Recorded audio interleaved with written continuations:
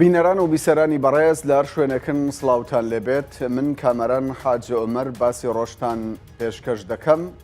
ئەمڕۆژ وەکو ڕۆژانی ڕابردوو باسی ڕۆژ دوو تەوەرشرۆڤە دەکات. تەوەرێکمان تایبەت دەبێت بە ئایندەی شنگال و بوونی هێزەکانی پارتی کرێکارانی کوردستان پەکەکە لە دەڤەری شنگال و مەترسیەکانی حکوومەتی هەرێمی کوردستان و بەرپرسانی باشووری هەرێمی کوردستان لەسەر بوونی هێزەکانی پەکەکە لەو ناوچەیەدا. ئەمە تەوەری یەکەمی باسی ڕۆژمان دەبێت. تەوەری دووەمی باسی ڕۆژمان تایبەتە بە ڕەوشی ئێستایی کارەبا و گرفت و بربەرزتەکانی بەردەم حکوومەتی هەرێمی کوردستان بۆ چارەسەرکردی کێشەی کارەبا لە هەرێمی کوردستان. وەکو دەزانرێ لەگەڵ هاتنی وەرزی زستاندا کێشەی کارەبا زێدەتر زەق بۆتەوە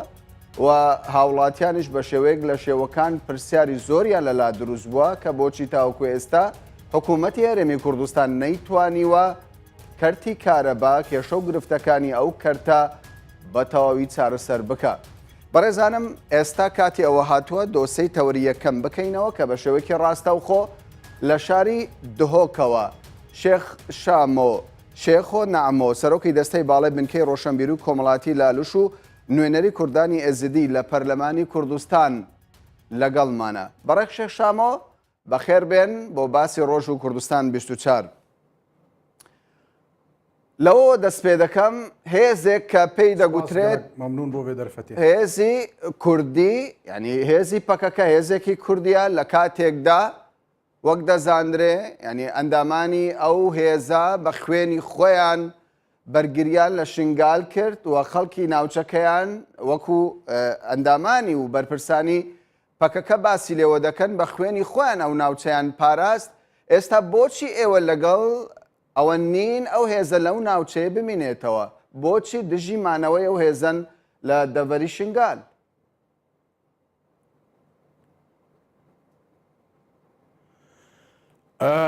کە کامیران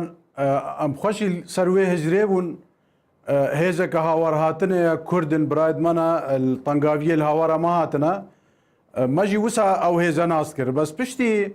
پەکەکە هاتی شنگالەوە 2 ساڵ و 4 هەیڤە مسەر ئەردەی ڕەفتارێوان بینن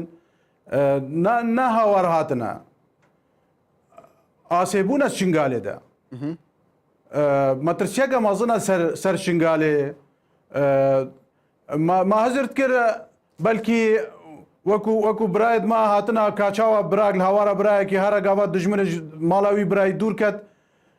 بێژە برای خۆ بخاتری تە بەس نەبێژە برای خۆڵە ئاشیریکێ ماڵەتە ماژبر ناچم باشە ئەوە ئاسێبوونە شنگالێدا و ئەوە بووە بربەستەکە مەزن پێشیا ئاباکردنا ژیانێ شنگالێ. باشە ینی بۆچی پەکەکە بەتەنیا مەترسیە لەو ناوچەیەدا؟ ئەنی پەکەکە هێزێکی کوردیە و دەڤەری شنگالیش ناوچەیەکی کوردستانیە. بۆچی ئێوە دەڵێن مانەوەی پەکەکە دەبێتە مەترسی لەسەر ناوچەکەدا؟ ینی هۆکار چییە؟ باشە ئەوە 2 ساڵ و 4 هەیڤە ئاژی پرسیارت کەم ئەوێ پەکەکێ وان گروپێ سەر پەکەکەوە چ بۆ شنگالێ کردە؟ چ خزمەتگەهاندیە شنگالێ؟ چەند قۆتابخانێت شنگالێ نوژەنکردە؟ چەند ئەمپێرێت کە هەرەبێدانە خەڵکە شنگالێ؟ چەند هاریکاری بۆ ئاوارە شنگالانینە؟ ئەوە ڕاستی ئەنی ئەجندایەکی دەرڤەیە داردەستی ئەجندایەکی دەرڤەیە هاتیە بەستێکدانا ڕەوشە شنگالێ بکە. وەختێ قۆتابخانەی زارۆکێمە بکە سەربازگە و زارۆکێمەژی یە تەمەەن ئەمرێوان کێمترش دێ بڕەڤینە چیا و چۆلا بێخە ئەستێ ناگەم ئەف چ مەفاداریە بۆ شنگالێش بلی خراپیە. باشە بەڕێز شێخ شامۆ پێدوانیە بە شێوەیەک لە شێوەکان یعنی نادات پەروەرێک لە قسەکانی بەڕێستاندا دەبیندرێ ئەگەر ئەندامێکی پەکەکە جێبیستی ئەو قسانە بێت لە کاتێکدا بۆچی پەکەکە کە بە فریای خەڵکی شنگالەوە هات بەشداری لە شەڕی دژی داعش کرد ئەو کات ئەجندای دەرەکی نەبوو بۆچی ئێستا ئێوە دەڵێن پەکەکە ئەجندای دەرەکی لە پشتا؟ بەڵگەی ئێوە چیە لەم بارەیەوە؟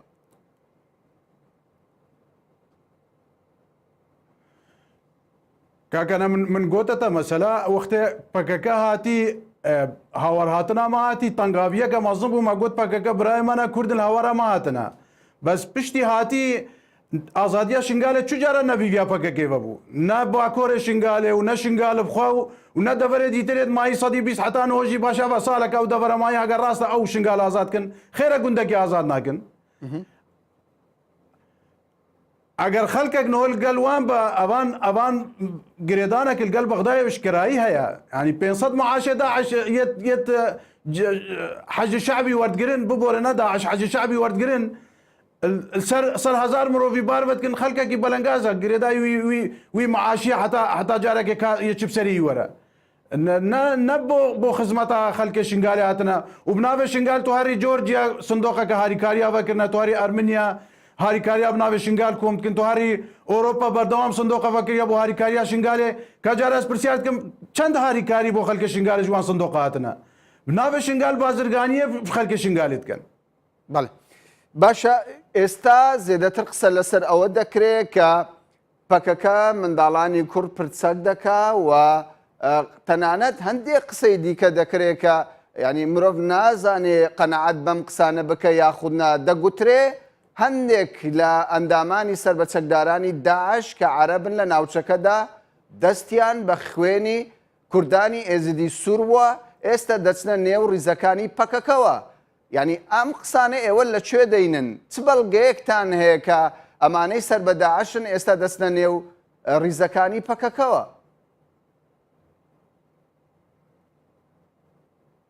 کاکامینە ڕۆژ بۆ ڕۆژێ ڕاستی دیار بن ئیرۆ سەر ئاستێ ڕێکخراوەکە مینە هیومن ڕایتس وۆچ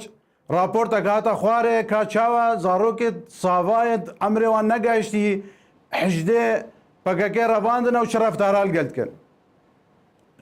ئەو راپۆرتە دوهیل کەناڵێ وایە بەڕێز هاتی خوارێ دەلیلێکی درستە کا چاوەفی خەلکی تخاپینێن و چاوە پێل پیرۆزیە خەلکێتکەن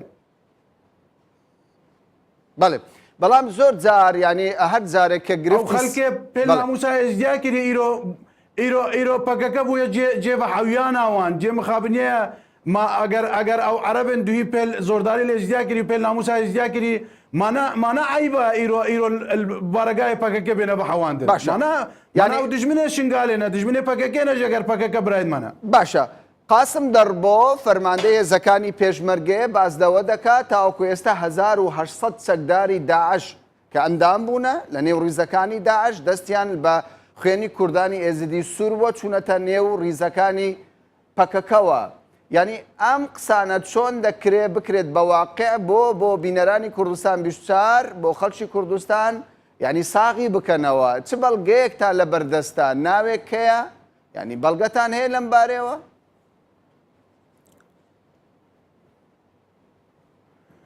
کامیران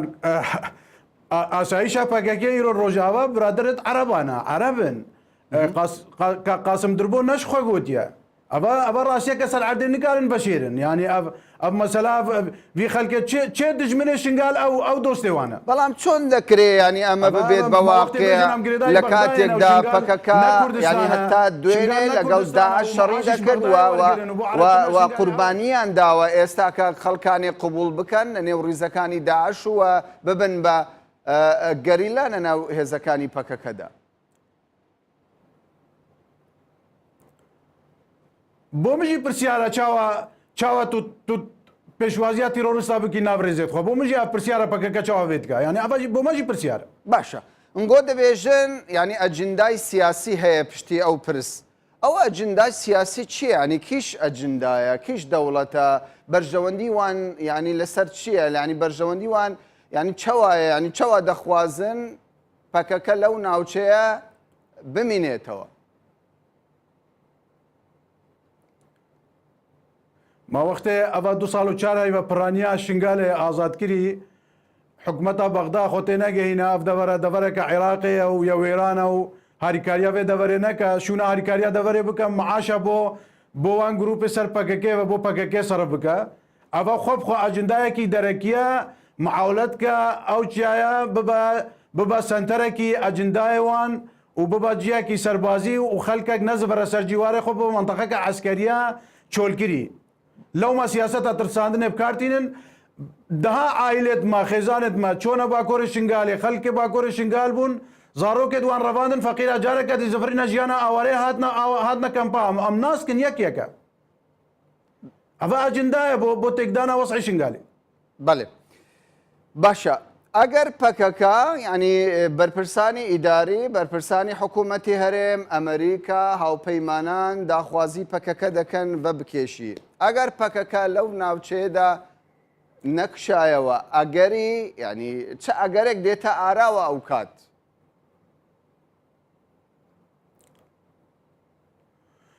وڵای دیتنا من دەم هاتیە نێزیک بوویە نەمانە داعش دەم هاتیە پەکەکە هزرێکێ بکە شنگالێ چۆل بکە چونکە پشتی ئەشکراکردنا راپۆرتێن وان ڕێکخراوێن مافێ مرۆڤ سەر ئاسێ دنیاە و وان بەلگێ دەست و دەست کاپەکە چ ڕەفتارە لەگەڵ خەڵکە شنگالێت کە و چاوە سیاسەتا ترساندنێ بکارتی نەو چاوە زۆرداریە لەبی خەلکیتکە دیتنا من ئەم وەکو موسسەکە تایبەتمەندایە زیاد چوو نونەرێ زیاد پەرلەمانی کوردستانە سەر ئاستی بلندێ ئەمریکا و ئۆروپا گەلک شاند و میێوان مەدیتنە تەسەورا من حازریاوان هەیەش بۆ هاریکاریکردنا شنگال داکو ژیان بەگەرە و خەڵ بەگەرە سەر جیوارەخوا لێ بربەستێ هەرێ سەرەکیێ دبە ئەگەر دەستی هاریکاریە نەگیژە شنگالش ئەمریکا و هەپەیمانەوێ پەکەکەیە ئەگەر پەکەکە دیسا خێرخوازە شنگالێ و شنگالیایە دوێ هەزرەکە بکە پاش بەهەرە جێخوا شنگال نەجێ پەکەکەیە ئەگەر هاریکاریەک لەگەڵمە کرد بەل تەنگاویە دیسە ئەم بژن سوپاس. باشە بەڵام پەکەکە بە ئاشکرا بەحسێوێ دەکا ئەگەر خەڵکی ینی کوردانی ئێزێدی داخوازی بکەن بشتە دەر ئەو ئامادەیە بشتە دەر ینی زێدەتر ji ber هەندێ لەو ناوچە مایە زێدەتر ji ber هەندێ مایە چونکی خەڵکی ئێزێدی دەخوازن پەکەکە لەو ناوچەیە وێ بوونی هەبیتن. تێناگەم خەلکە شنگالێک کینە ئەوێ بێژنە پەکەکێ خێراخوا دەرکەون و پەکەکە قبول بکە ما ئەگەر بە 2 ساڵ و 4 هەیڤە سەر ئاستێ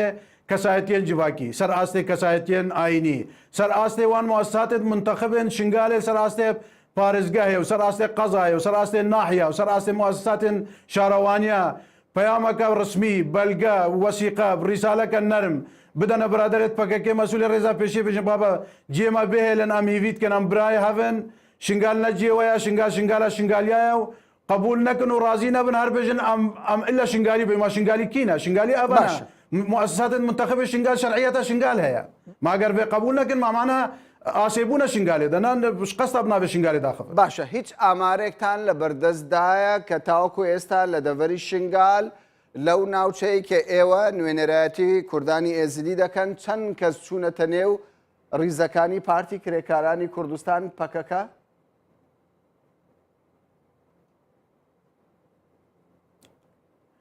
ئەبخوا ڕێکخراوەک هەبوو بنابێت تەفدا سەر پەکەکێوە بوو بەرب ڕوودانە بەلکی حتا 500 ئایلە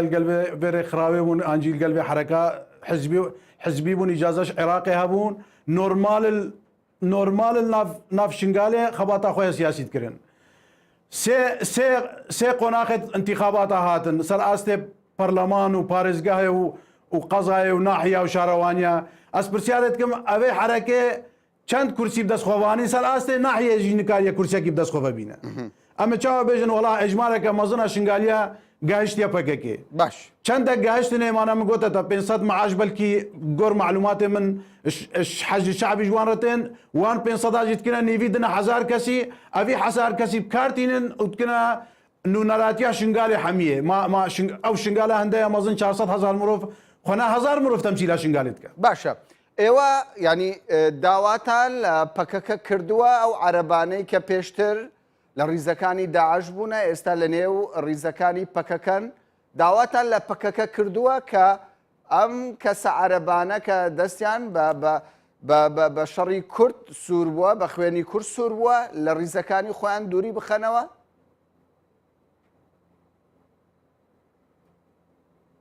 کە کامیرانە بە ڕفتارەکە تاالت بیا پەکەکە بخۆێ نەکەتن ئەوە شەرمەکە نەتەویە دیرۆکی حتاە بتەخالەکە ڕەشی سەر ئەنیا هەر ئینسانێکی ئەوان زۆردارێن ناموسا ئێجدیا پیسکری خوددان بکن یعنی ئەوە تشتەکە نای قبولکردن دیرۆکێدا نای قبولکردن بیا ئەوە نێتەکردن بەڵام ینی کەسێک کە بێوێ بێتە نێو ڕیزی حزبێک و بێوێ ینی خەبات بکات بۆچی پەکەکە ڕێگری لە کەسانی عەرب بگرێت لە کاتێکدا ئاساییە بۆ هەموو حزبەکانی دیکە هەر کەسێک بێوێت ببیت بە ئەندامی حزبێک وەری بگرێت.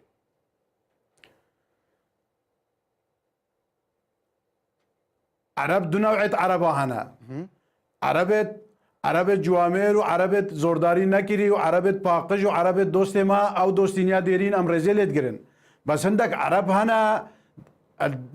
دەست نیشانکرینە و تێنە ناسکردن ئینسانێت بێبەختن و بێوجدانن و هەواڵیا داعشکردنە و پێلناموسا ئیزدیاکردنە نە سەرکرداتیا سیاسیا کوردستانی ڕەحمێبان بە نە قانون و محکەمە و دنیا ڕەحمێبان بە تیرۆریستن. باشە لە کاتێکدا سەرۆکی هەرێمی کوردستان دەڵێ ئیتر لەمە و دووە نابێ ینی خوێنی کورد بە دەستی کورد بڕژێ و لە بەرامبەردا پەکەکە دەڵێ ئێمە لە شنگال ناکشینەوە کەواتە پێ دوایە چارەسەر دەبێت چی بێ چۆن دەکرێ ینی هێزی پەکەکە لەو ناوچەیە کە ئێوە پێتان وایە مانەوەی دەبێتە گرفتێک بۆ ئاوەدانکردنەوەی ئەو ناوچەیە چۆن دەکرێ ینی چارەسەر چۆن دەبێت؟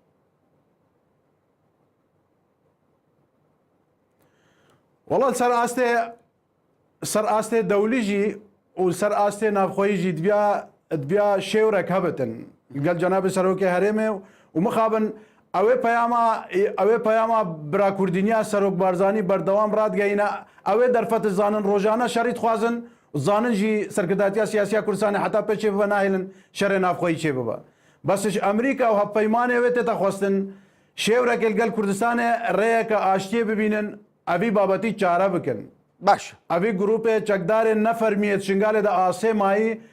شنگالش دەستێوان دەرێخن کەواتە پێ دوایە دەبێت لایەنی سێم بەشدار بێ بۆ ئەوەی ینی هەردوو لا بگەن بە چارەسەر هەم حکوومەتی هەرێمی کوردستان هەم پەکەکە.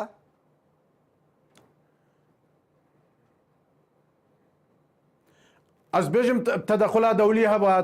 دەولی هەبە بۆ چارەکردنی شەرەت چێ نەبەل شنگالێ گەلک باشە چونکە شنگال دێ بتە قوربانیا شەرەکی نابخۆی تشتێکی تەعلەژی ئەم ناخوازن شەرچێ ببە. باشە بەڕێز شێخ شامۆ ینی لە کاتێکدا کەسێک دەبێت بە ئەندامی حزبێک و چەک هەڵدەگرێ ینی بۆچی دەبێ سەبارەت بە پەکەکە ئەمە بچێتە چوارچێوەی پێشەڵکردنی مافەکانی مرۆڤەوە و بچێتە چوارچێوەی ئەوەی کە بە شێوەک لە شێوەکان ینی لە ڕێی میدیاوە ناڕزایی زۆری لێ بکەوێتەوە ئێوە بۆچی دژی ئەوەن کەسێک کە تەمەنی 14 ساڵ بێ 15 ساڵ بێ 16 ساڵ بێ وەکو لە راپۆرتەکەی هیومن ڕایتس وۆچ باسی لێوە دەکا ینی ناڕازی خەڵک و ناڕازی ئێوە لەسەر چه ئەساسێکە لە کاتێکدا بۆ حزبەکانی دیکە ئاساییە کە کەسێک گەر لەو تەمەنەش ببێت بە ئەندامی ئەو حزبە. کە کامیران خەلکێ ما بەلکی چەند ئایلال پێشیل تەنگاویە قەستکردە نافێزێن پەکەکێ شنگالێ بەس پشتی دیتی وان ڕفتارە تەعامل گەل خەلکێمەتکن قوتابخانەی وانکردنە سەر بازگا و زارۆکە وان ڕەڤینن یە ئەمرێوان نەگەشتی ئەمرێ لەشکری ئەوە ڕاستی لێدانە تایبەتمەندیان مەیە ینی ئەو ماڵوێرانیە بسەرێ ماهاتی ئەمت بژین داعش زارۆکێمە ڕەواندن ئەف بوو ماگەر ئەو ژی هەر زارۆکێتمە بڕەڤینن ما چ فەرقە ینی ڕاستی ئەوە تشتێکە نایخوارن ینی پێتان وانی وەدی دوی ئەو راپۆرتەوێ کەچکە چاوە بەحسێ تایبەتمەندیات خۆت کرد و چ زۆرداری لێ هاتیەکردن و دکتۆر حازرتکردن کاچاوە ماڵ بچووکێ وێ ڕاکن ئەوە چ فەرقە ئەوان و داعش ئەگەر بە ڕەفتارە لەگەڵ کەچکێتمە بکرد بەڵام پەکەکە دەڵێ ئێستا تشتێتمە کۆم نەبوونە ینی نۆ ئەم گەلک تشتێمە هیڤیا گۆڕێ کۆم و ئاوارەیە و دەربەدەریە ینی هەتا نۆژی ئەو ژمارە بە خەڵکی ڕەباندی ئەم نزان چەندن بەڵام سەدا ناویل بەردەستێ منە بەردەستێ دام و دەستگایت منە ئەو خەلکی هاتی ڕەواندنوان چۆل و چای خستی بەڵام پەکەکە دەڵێ هاتنی ئەو گەنجانە مێرد منداڵانە بۆ نێو پەکەکە ینی ئێمە پەروەردەیان دەکەین بۆ ئەوەی بەرگری لە ناوچەکەی خۆیان بکەن لە دەڤەری شنگال.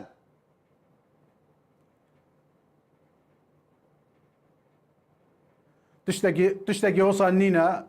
هەمیژی بەرەب حدودە ئیرانێ و قەندیلێ وان دەڤەرا برنە ئەو خەلکە شنگالێ پرانیاوان ئەوێت خاپینە شنگالێ دوور دێخن شتێکی هۆسان نینە. بەڵام ئەمە قسەیەکی ینی مەترسیدارە ینی منداڵێک مێر منداڵێک تەمەنی لە 14 تاوەکو 16 چۆن دەکرێ ینی ڕەوانەی وڵاتانی دیکە بکرێ و لە شەڕیان تێوە بگلێنرێ هیچ بەڵگەیەکتان هەیە لەسەر ئەم پرسە؟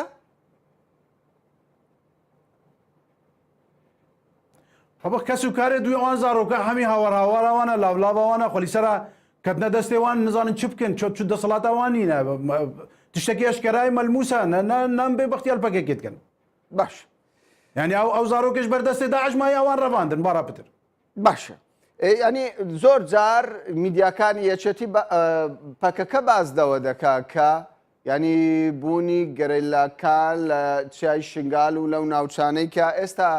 ئامادەبوونیان هەیە بۆ ئەوەیە لە مەترسیەکانی ناوچەکە بیان پارێزێ ئێوە پێتان وایە بەڕاست هێزەکانی پێشمەرگەی کوردستان دەتوانێت تەواوی ئەو ناوچانە بپارێزێ و تەواوی کوردانی ئێزەدی قەناعەتیان بە هێزی پێشمەرگەی کوردستان هەیە؟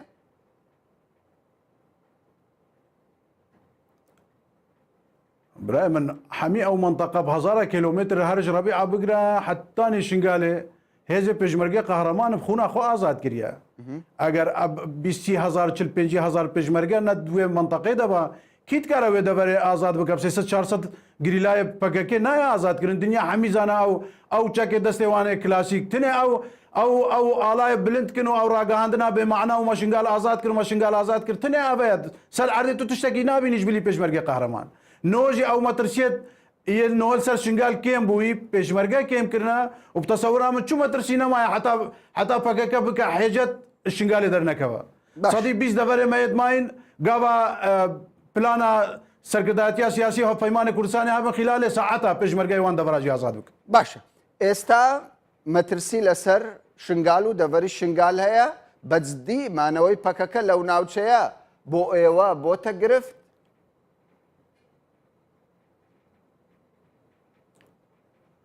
من ئەستێ نەگەشتم کە کامیران بێک ینی پرسیاری من ئەوەیە ینی بڕاست ینی مانە هێزن پەکەکە لە دەڤەری شنگال بربەستەکە مەزنە بۆ ئاوەدانی و بۆ باشکردنە ڕەوشە ژیان لە دەڤەرە شنگال؟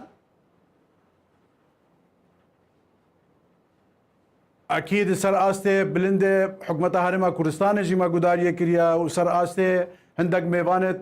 ئەمریکا و مەگوداریە زمان حالێت وەزارەتە دەرەوەیە ئەمریکاژی کردیا و گەلک راپۆرژی بەردەستێمانە هاریکاریەت نێودەوڵەتیژی ئەنیەتان هەرگەل حکومەتە هەرێما کوردستانی بکن بۆ ئاوادانکردنا شنگال بەس ئەگەرێ سەرەکیێت کە بەت ڕێیا وان هاریکاریادا هەمیژی دبێژن هەبوونا پەکەکەیە شنگال باشە ینی سەدەم چنە بوونە پەکەکە بربەستە چێ دکا بۆ ئاوەدانکردنە شنگال خۆ پەکەکە ینی بۆ هاریکاریە نێودەوڵەتی چێ ناکاتن ji ber çi pekeke bûte sedemeka mezin yanî pekeke ji ber çi rêgirî dike yanî ew rêgirî çi ne حالê hazir hindek rêxrawet yê însanî li şingalê kar dikin çin qotabxanekê nûjem bikin pekeke jê dernakeve müdîriya polîsê şingalê بۆ خەخانیەک کەتێت خانیەکی دە بەرامبەری دایرا خۆ دایراوی پەکەکەیە تێدایە دەوایرێت شنگالێ هەندێک ئاوایەت خەدەمی تێدا ئاسێمانە ینی وەختێ هاریکاری گەل ئیدارا شنگال بێتەکردن بیا ئیدارا شنگال یا ئازاد بە نە ئالۆزیت پێشاوی هەبن ئەوە ئالۆزیا چێتکە سیاسەتە ترساندنێ بکارتینە تەرەمپێلێت بێ ڕقم خەلکێت ڕەبینن ئەوێ خەلکێت کوژن قەستا پەکەکێتکن جێبە حەویانە خوندارە و قاچاقا و ئەو خەلکێت تعدل خەلکێت کە هەمی قەستا پەکەکێتکن پەکەکەوان خوددان بکە یعنی ئێکی برایە خۆی کوشت پەکەکەی خوددان کرد حتان هۆژی تەسلیمی قانونێ نەکرد ئەوە مەترسیە سەر خەلکێ بەڵام ینی چۆن دەزانن ئەو کردارانەی کە لە نێو شنگالدا دروست بووە دەستی پەکەکەی تێدا بووە بۆچی ئەجندای دەرەکی تێدا نەبێ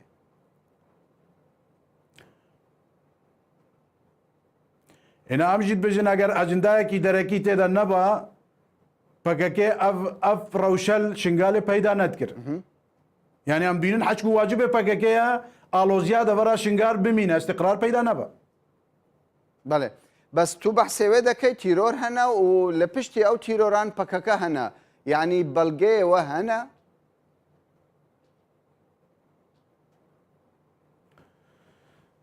کاکێ من ئەو قاسم دربۆ ئێکش فەرماندەمەیە سەر ئەردێ 24 ساعتە شنگالێت ناوچێ پێشیە بەڕەوانیەش هەبوونا شنگالێت کە الفەرماندا شنگال دژی داعش ئەو نەش قەستات بێژە ئەو عەرەبێن دوی زۆرداری المەکری گەلپەکەکێنە زۆر باشە ئەوە نەبێ بەختینە ینی تو نگاری تشتێکی ئەوسا هەما ئەوسا سەر بەسەر بەبێژی باشە بەرپرسی مەڵبەندی یەکێتی نیشتیمانی کوردستان لە شنگال بە کوردستان 24 ڕاگەیان لە پرۆگرامی باسی ڕۆژش لەگەڵمان بەشدار بوو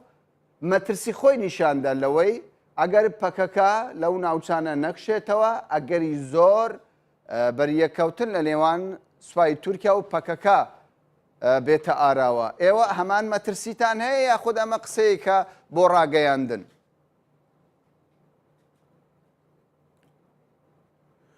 وەڵا ئەمژیت بێژن ئەبەت بتا حێجەتەکە ڕێخۆشکردنێش ترکارە تەدەخولێ بکە ینی پەکەکە ئەم گاژنەوەی باوەریە ینی ئەوسا ڕەفتارکە دا تورکیا وەرە ئەگەر پەکەکەت خێرا شنگالێەوە زیادەیەت بیا ویا حێجەتی خۆش نەکە بۆ تورکیا بێتە دەخولی المەنتەقی بکە باشە باوەڕی ڕوفێ مە بکە ئەگەر برایتمانە باشە باوەڕیوە هەیە بە ئاشتی بە گفتوگۆ ئەو پرس بێنە چارەسەرکردن ئەبەت 2 ساڵ و 4 بە باوەری و دانوستاندن و دیالۆگ ئەم بەردەوام زمانێکی نەرم ئەم بژن ئەگەر هون وەفادارێ ئەوێ زۆرداریال مەهاتی کردن و ئەگەر اون مەحەسێب بکن بڕاکە کەڤنانە بنیاتە ملەتێک کورد و ئەگەر هون خێرا بزاوە ڕزگار خوازا کوردی دەنا خێراخوا ژمە دوور کەڤن ژمارە مشکلات چێ نەکەن ئەوە 2 ساڵ و 4 بە زمانی ئەم هیڤیاش پەکێکێت بەڵێ بەڕێز شێخ شامۆ شێخ و نەعمۆ سەرۆکی دەستەی باڵای بنکەی ڕۆشنبیری و کۆمەڵاتی لالش و نوێنەری کوردانی ئێزدی لە پەرلەمانی کوردستان زۆر سوپاست دەکەین کە کاتی خۆتان بە ئێمەدا باس بەڵێ بینێرانی بەڕێز باسی ڕۆژ بەردەوام دەبێت دوور دەکەوینەوە لە سیاست تەوەری دووەممان باز لە کێشەی کارەبا لە هەرێمی کوردستان دەکەین دەچینە ناوبڕێک و دواتر دەگەڕێینەوە خزمەتتان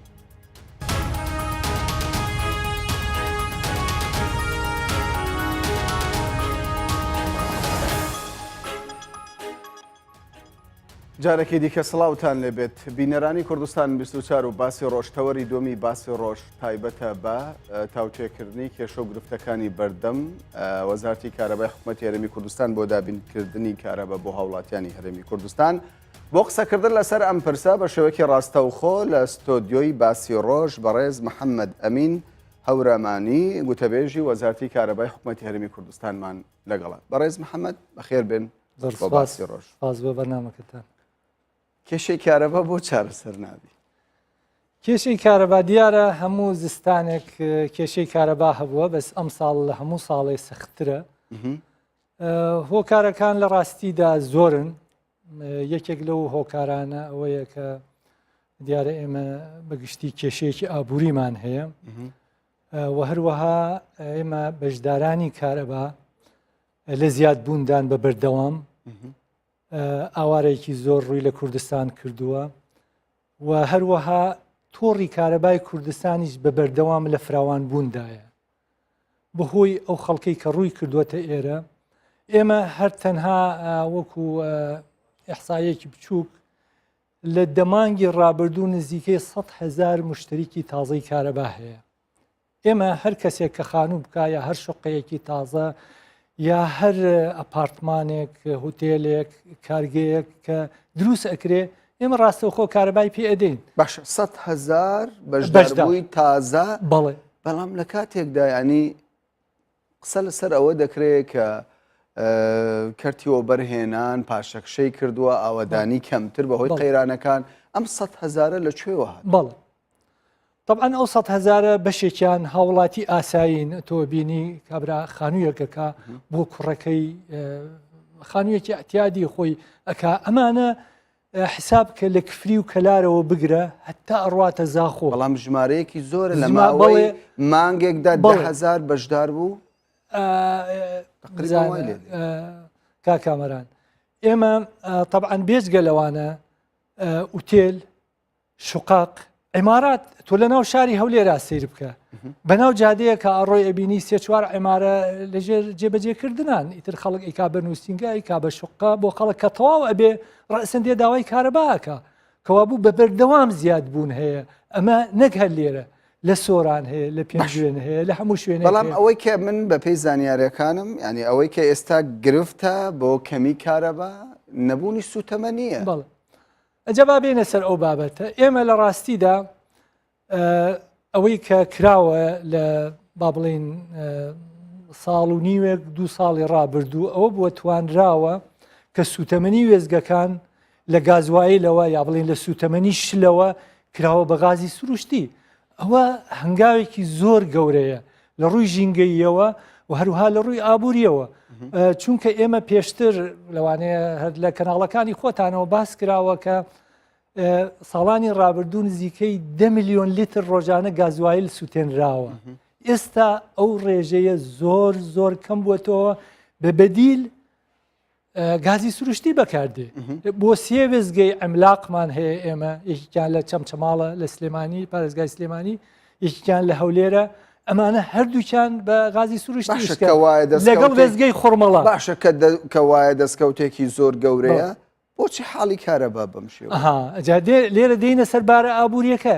ئێمە ساڵانی ڕابردووتر پارە هەبووە گازوایل لە ئەرمینیا و لە ئێران و لە تورکیا و لە هەموو شوێنێک هاتووەتە بۆ ناو هەرێمی کوردستان کڕاوە بەڵام ئێستا ئێمە 1 لیتر گازوایلیش لە سنوورەکان و نایەتە ناو هەرێمی کوردستان و تەنها ئیکتیفامان کردووە بەو گازوایلی کە لە پاڵاوگە ناو خۆیەکانەوە بەرهەم دێ بەکاری ێنین ئەویش تەنها بۆ وێزگەی کارەبای دهۆک ما باقیتر هەمووی لەسەر گازی سروشتی و نەوتی ڕەشە باش تەواوی ئێستا بەرهەمی کارەبا چەندە و ینی نەقستان لە چەند بەرهەمەیە چەند میگەکان ئێمە وەکو وتمان دیارە وەکو سەعاتەکانی پێدانی کارەبا بەداخەوە لە بۆ هاوڵاتیان لە ساڵانی ڕابردوو کەمترە بەهۆی ئەو زیادبوون و ئەو خواستە زیادەی کە هەیە بەڵام ئاستی کارەباکە دانەبەزیوە بۆ نمونە ئێمە چەند یەکەیەک جاران بە گازوایل ئیشیانە کرد ئێستا تەحویل کراوە بۆ کۆمباین سایکل بە غازی سروشتی هەر ئیسیفادە لە غازە سروشتێکە ئەەکەین چەندەکە ئێمە لە سنووری 2700 مێگاوات هەندێک جار شتێک زیاد شتێکم بە تێگڕا کارەبا بەرهەمێنین لە ساڵانی ڕابردووشە هەر لەو سنوورە بووە بەڵام وەکو وتم خواست زیاد بووە بەشداربوو زیاد بووە حەزەکەم تیش بخەمە سەر لایەنێک کە زۆر لە میدیاکانیشەوە باس کراوە لایەنی کەرتی پیشەسازی عێراق ئێستا زۆربەی هەرە زۆری احتیمادی لەسەر هەرێمی کوردستانە بە تایبەتی کارگە عملاقەکانی چیمەنتۆ و توانەوەی ئاسن کە چیمەنتۆ بەرهەمێنن کە شیش و وەسائلی تر بەرهەمێنن ئەمانە نەک هەر خواستی هەرێمی کوردستان تەغتیەکە بۆ پارێزگاکانی تری عێراقیش دەڕوا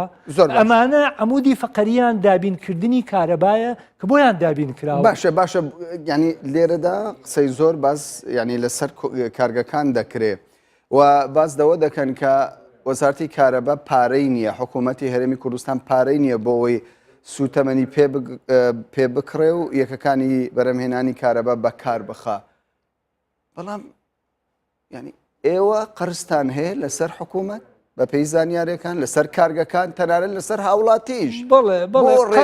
ینی ڕێککاری ناگرنە بەر بۆ چارەسەرکردنەوە ئەو کامەران بە خۆت بارودۆخی هاوڵاتیان دەزانی ماڵ نییە مۆزەفێکی نەبێ لەم هەرێمی کوردستانە دیارە ئێستا وەکو پێویست موچە وەرناگرێت لەبەرەوە حکوومەت لەم دۆخە لە ڕاستیدا فشار ناخاتە سەر هاوڵاتی یا کارەبای نابڕێ لەبەرەوەی کە پارەی نەداوە بەڵام تەنها ئەوانەی کە تەجاوزیان کردووە کارگەکان بۆ و تەنانەت ینی وەزارەتیش هەیە پارەی نەداوە چەندین وەزارەت ئەمانە ینی بۆچی ئێوە ڕێکاریان لەگەڵ ناکەن ڕێکار بۆ نمونە ئێمە گەورەترین بەشداری کارەبا وەکو وەزارەت ناوت هێنا وەزارەتی شارەوانی و گەشت و گوزارە کە هەموو پرۆژەکانی ئاوی خواردنەوە و بیرەکان هەموو کارەبایان ئەدرێتێ بەشێکی هەر زۆریان کارەبای بەردەوامیشیان ئەدرێتێ ئەمانە طبعاً قەرزێکی زۆریان لەسرە چەندە واللهی ئێمە دیارە تەقریری ئەم ساڵمان هێشتا ئامادە نەکردووە چکە چاوەڕێن کە ساڵ تەواو بێ و ئامادەیەکەین بەڵام لە ساڵی پارە نزیکەی 350 میلیارد دینار تێپەڕی بوو ینی قەرزە حکومیەکان ئەم ساڵیش بەتەکیید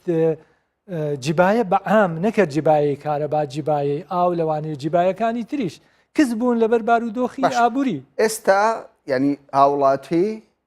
چاوەڕێی چی بکە ڕەوشی کارەبا باشتر دەبێ یاخود خراپتر دەبێت بەتەکیید ئێمە کار لەسەر ئەوەکەین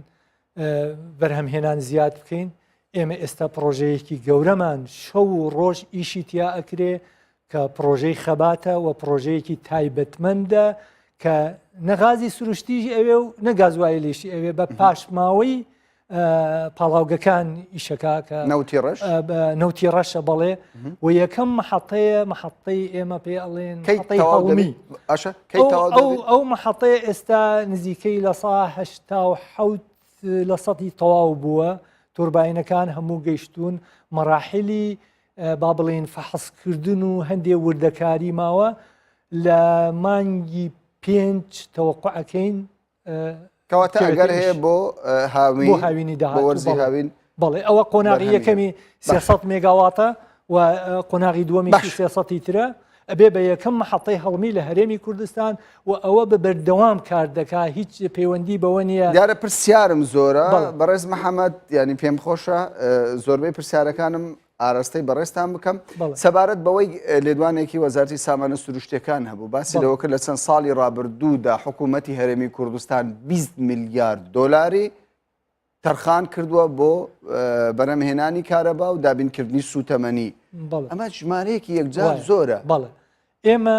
ئەو ژمارانە بە تایبەتی ساڵانی ڕابردوو زۆر باس کراوە ئەندام پەرلەمانە بەڕێزەکان بە تایبەتی ئەوانەی لە کەرتی پیشەسازی و وزە کارەکەن بەڵێ ئەو ڕقەمانیان وردووە ئەوانە بەشە زۆرەکەی ساڵانی 2012 2013 2014 وەکو وتم ڕۆژانە نزیکەی 10 میلیۆن لیتر گازوایل کڕاوە ئەو گازوایلە بەشێکی ناوخۆ بووە زۆربەی هەرە زۆریشی ئەوسا مەسفای بێجی هەبووە لە مەسفای بێجیەوە هاتووە قسمێکیشی لە دەرەوە هاتووە بەڵێ ئەمە پارەیەکی زۆر بۆ لەبەر ئەوەی ئەوسا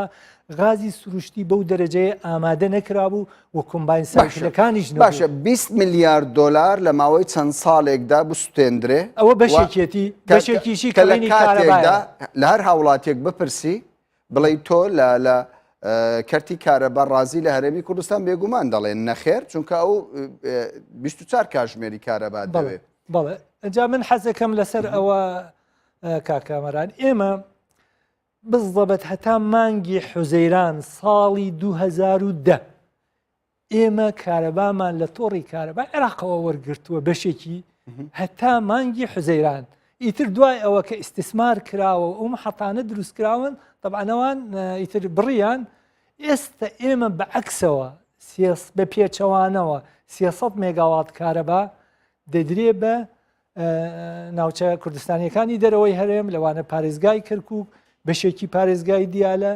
و بەشێکی ناوچە ڕزگارکراوەکانی پارێزگای مووسڵ 300 مێگاوات یعنی ئەمە بە بەردەوامی ئەڕوا و هەروەها بۆ کارگەکان وەکو وتم کارگە گەورەکان بەبێ بەرامبەر ئەمە دیارە ئیتیفاقێکەیە لەگەڵ پارێزگای کەرکووک لەگەڵ مستەسمر کردویانە سوتەمەنیەکەی دیارە لێرەوە دابینەکرێ بەڵام کری کارەباکە دیارە اتفاقێکە بینی پارێزگای کەرکووک و لەگەڵ کەرتی کارەبا هیچ داهاتێکی هەیە بەڕاست داهاتان هەیە ئێوە بەم شێوە لە ڕاستیدا داهاتەکە بەو شێوەیە نییە لەبەر ئەوە ئێمە لە قۆناغی ڕێکخستنەوەین لەوەین کە ئێستا کە لە ساڵی تازەوە زۆربەی ئەو تعلیماتە جێبەجێ ئەکرێ پێداچوونەوە ئەکرێ بە نرخی کارەبا بە تایبەتی نرخی بازرگانی وەکو جەنابەت باست کرد کەواتە بەرز دەکرێتەوە بەڵێ بە تایبەتی بۆ دەستگاکانی حکوومەت چونکە ئێستا جەنابەت هەرکە هاوڵاتیەک دیارە چوە بۆ دەستگاکانی حکوومەت دەزانێت هەر هەمویان سپلێتێکی زۆر بەکاردێنن هیچ دەستگایەکی حکوومەت ئێستا نەماوە نە سۆپەی غازی نە سۆپەی کارەبا بەکاربێنێ هەمووی سپلیت بەکارێنن جگە لە پرۆژەکانی تریش وەکو وتمان ئاوی پرۆژەکانی ئاوی خواردنەوە و بیرەکان ئەمانە لە تعلیماتی تازە سعری کارەبای حکومیش گران کراوە ئەبێ لە نەسریەی چۆن ئێستا دائیرەیەک نەسریەی هەیە دەڕوا پێویستیەکانی ڕۆژانەی خۆی بنزین بۆ سیارەکانی ئەکرێ ئەبێ بۆ سەری مانگ لە نەسریەکەی پارەی کارەبا بدا ئەمە ئەبێتە هۆی ئەوەی کە ئێمە بتوانین کارەبایکی زۆر پاشەکەوت ینی هاوڵاتیانی هەرێمی کوردستان لەگەڵ موەلیدە لێ ڕاهاتوون ینی هەر ماڵێک 4 ئەمپێر 6 ئەمپێر هەتا 10 ئەمپێرە کارەبای دەتوانی لەگەڵی ینی تەعاملی لەگەڵدا بکە و پێداویستی خۆی دابین بکە بەڵێ لەبەرەوەی کارەبای مۆلیدە گرانە ناتوانێت 10 ئەمپێر ڕاکێشە ناتوانێت لەبەرەوەی ئەو کارەبایەکی بازرگانیە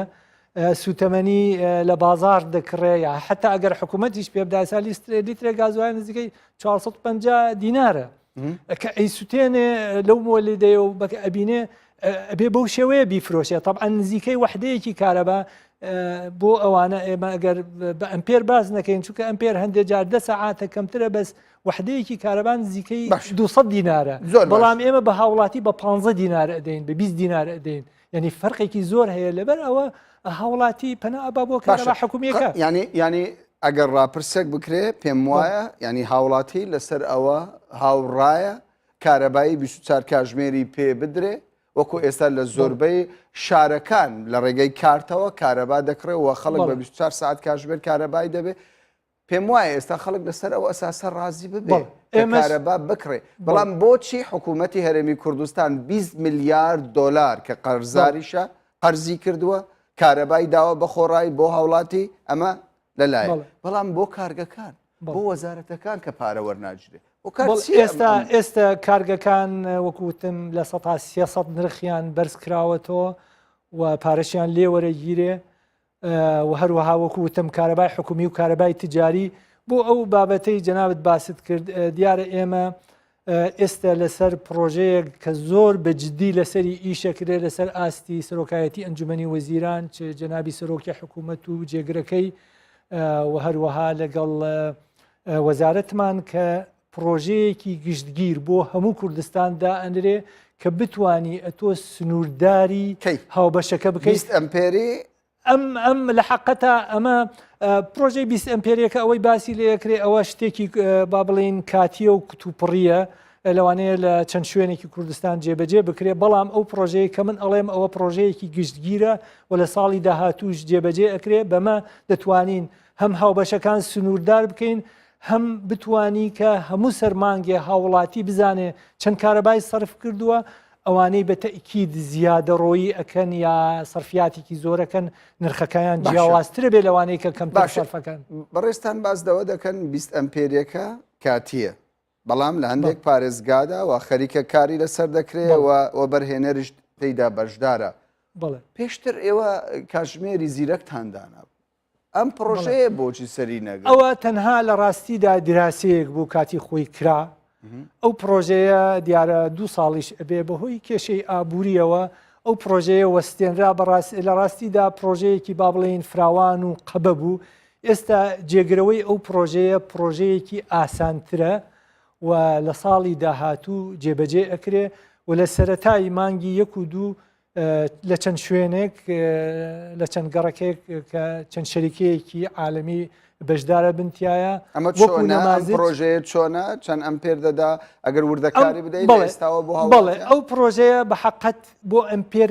کراوەیە بەس کاتێک کە کێشەیەکی تەکنیکی هەبێ بە تایبەتی لە وەرزەکانی سەرما لەم کاتانە دەتوانرێ هاوڵاتی ئاگادار بکرێتەوە کە کارەباکەت بۆ نمونە تەنها 20 ئەمپێر ئەتوانی ڕاکێشی لەوە زیاتر ڕاکێشێ دیارە بخۆی فڕێ ئەدرێ سرکتەکە فڕێ ئەدا بۆ ماوەیەکی تر بۆ یەگەڕێتەوە لەسەر ئەو ئەساسە و هەروەها پێویستیش بە خوێندنەوە ناکە و پێوەرەکەش لە بن دەستی هاوڵاتی نابێ لە شوێنێکی تر ئەبێ کە ئەو کۆنتترۆلی نییە بتوانێت دەستکاری باش ئەو پرۆژەیە کە بەڕێزت باسی لێوە دەکەی هەرسەر بە حکوومەتی هەرێم دەبێ یاخود کەرتی تایبەت هەڵدەستێ لەم قۆناغا هەتا ئێستا حکوومەت کاری تەیەکە خۆشبەختانە هەندێ فەند هەیە کە لە وڵاتە ئەوروپیەکانەوە دابین کراوە لەسەر ئەو فەندانە جێبەجێ ئەکرێ و هەروەها بانقی نێودەوڵەتیش لەگەڵمانە یەکێک لەو بوارانەی کە بانقی نێودەوڵەتی بەجددی لەسەر ئاستی عێراقی ئیشی لەسەرەکە چاکسازیە لە بواری وزە و بە تایبەتی لە بواری کارەبا چونکە ئەوانە خەبیری دەولیان هێناوە دێن دەبینن کە ئێمە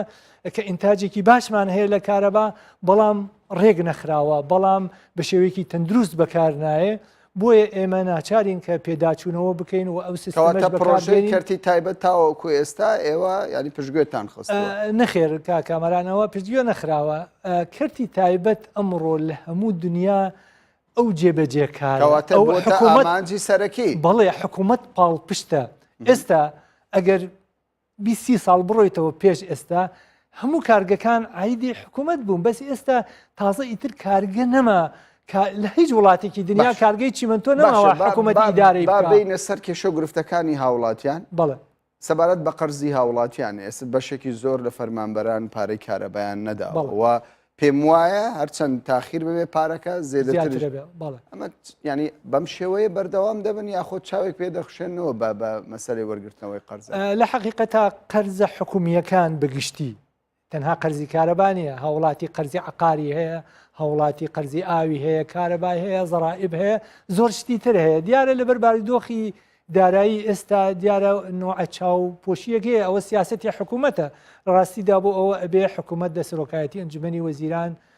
بریاری لەسەر بدا و وەزارەتی دارایی و ئابووری ڕێنمایی بۆ دەرکا ئەوە ئیشی ئێمە نییە وەزارەت هەرچەندە ینی پێویست ینی پێویستی دەکرد ئێمە باسمان لە هاوڵاتیان بکرد باە کە زۆر جار کارەبا بەڕادە بە دەرسەرف دەکەن دیارە کات ڕێگای بە ئێمە نەدا کە ئەم تەوەرەش قسەی لەسەر بکەین و پرسیاری لەسەر بکەین. بەڕێز محەممەد ئەمین هەورەمانی گوتەبێژی وەزارەتی کارەبای حکوومەتی هەرێمی کوردستان زۆر زۆر سپاس سپاس بە بەرنامەکەتان سپاس بۆ جوکەرانی تەلەڤیزیۆنەکەتان. بینەرانی بەڕێز سپاس بۆ ئێوەش کە کاتی خۆتان بە ئێمەدا بمێنن بە خێر و خۆشی.